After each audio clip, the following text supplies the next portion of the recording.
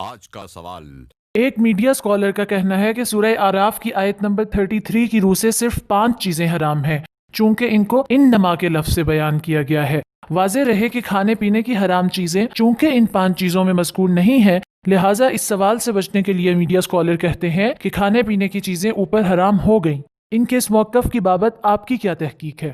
اے پیغمبر، ان کو بتا دو کہ میرے رب نے کھانے پینے کی چیزوں کے سوا وہ اوپر بیان ہو گئی ہیں، صرف 5 چیزیں حرام کی ہیں۔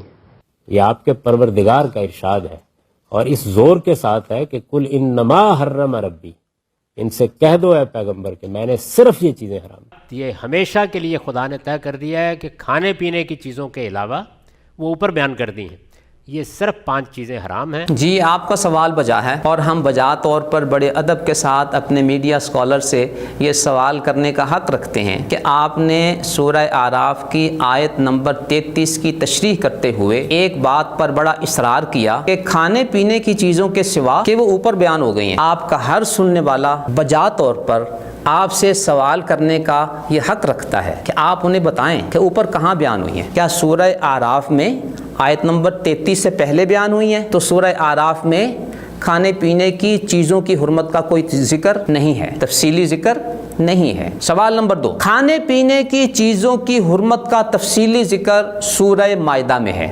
آپ کے علم میں رہے کہ سورہ آراف مکی ہے جبکہ سورہ مائدہ مدنی ہے۔ نہ صرف یہ کہ مدنی ہے، مدینہ منورہ میں آخری سورت سورہ مائدہ نازل ہوئی۔ حضرت جبیر بن نفیل فرماتے ہیں کہ میں سیدہ عائشہ ام المؤمنین رضی اللہ تعالی عنہا کی خدمت میں حاضر ہوا۔ وہ فرمانے لگی اتقرأ المائدہ، تم سورہ مائدہ کو پڑھتے ہو؟ جبیر بن نفیل نے اس بات میں جواب دیا تو سیدہ ام المؤمنین عائشہ فرمانے لگی اما انہا آخر سورۃ نزلت، آگاہ رہو کہ سورہ مائدہ آخری نازل ہونے والی سورت ہے۔ ملاحظہ ہو مستدرک حاکم حدیث نمبر 3210، صحیح علی شرط الشیخین، یہ حدیث امام بخاری اور امام مسلم کے معیار کے مطابق صحیح ہے۔ اس سے یہ بات واضح طور پر کھل کر آپ کے سامنے آ گئی کہ جب سورہ آراف نازل ہوئی تھی تو اس وقت سورہ مائدہ اور اس کی یہ آیت جس میں کھانے پینے کی چیزوں کا تفصیلی ذکر ہے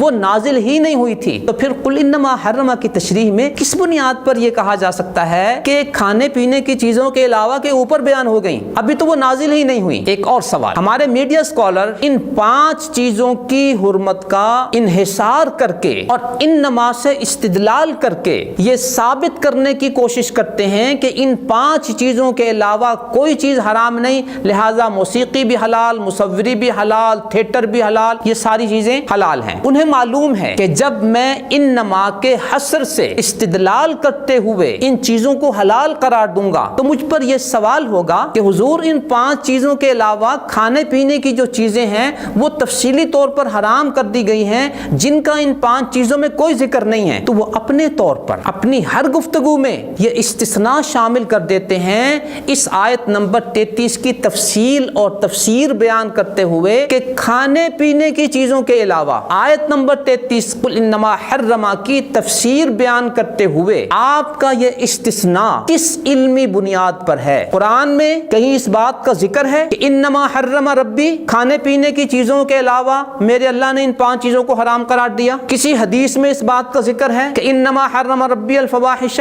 کھانے پینے کی چیزوں کے علاوہ اللہ تعالیٰ نے ان 5 چیزوں کو حرام کیا؟ تو آپ کا ہر سائل بجا طور پر آپ سے یہ 3 سوال کرے گا۔ نمبر 1، اوپر بیان ہوئی، کہاں بیان ہوئی؟ سورہ اعراف میں نہیں ہے۔ سوال نمبر 2 کہ اگر اس سے پہلے کہیں بیان ہوئی تو وہ بھی نہیں ہوئی، اس لیے کہ سورہ اعراف مکی ہے جس میں یہ 5 چیزوں کی حرمت کا ذکر ہے، انما حرم ربی الفواحش، اور کھانے پینے کی چیزوں کا جو تفصیلی حرمت کا ذکر ہے وہ سورہ مائدہ کی آیت میں ہے جو کہ مدینہ میں نازل ہوئی اور سب سے آخر نازل ہوئی۔ تیسرا سوال کہ آپ اس سوال سے بچنے کے لیے یہ جو استثناء کرتے ہیں کھانے پینے کی چیزوں کے علاوہ کا، یہ کس علمی بنیاد پر ہے؟ تو ان 3 سوالوں کا جواب ہمارے میڈیا اسکالر کے ذمے عرض ہے کہ وہ اپنی بات کو، اپنے موقف کو کلیئر کرنے کے لیے، ثابت کرنے کے لیے کہ جی موسیقی حلال، تھیٹر حلال، مصوری حلال، یہ ساری چیزوں کا استدلال اگر قل انما حرما سے آپ نے کرنا ہے تو ان 3 سوالوں کا جواب آپ کو دینا ہوگا۔ امید ہے کہ آپ اپنے سامعین کی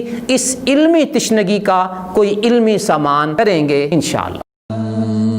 نظروا للطيبة ونور طه يسطعون